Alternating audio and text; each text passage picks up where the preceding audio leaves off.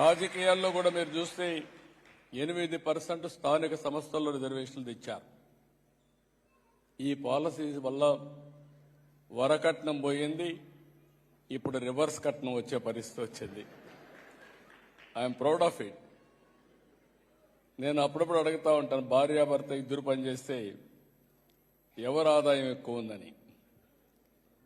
ఎవరి ఆదాయం ఎక్కువ ఉంది మీరు చెప్పండి?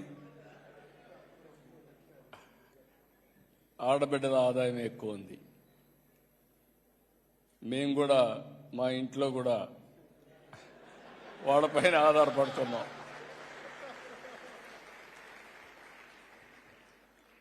ఇవన్నీ చూసినప్పుడు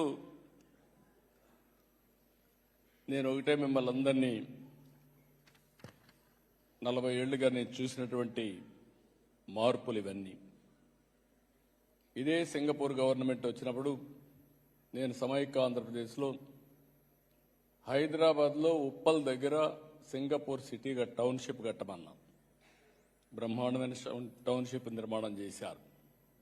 హైటెక్ సిటీలో పెట్టుబడులు పెట్టారు. అదే సమయంలో మళ్ళీ నేను ఎలక్షన్ ముందు 2014 కంటే ముందు చెప్పాను,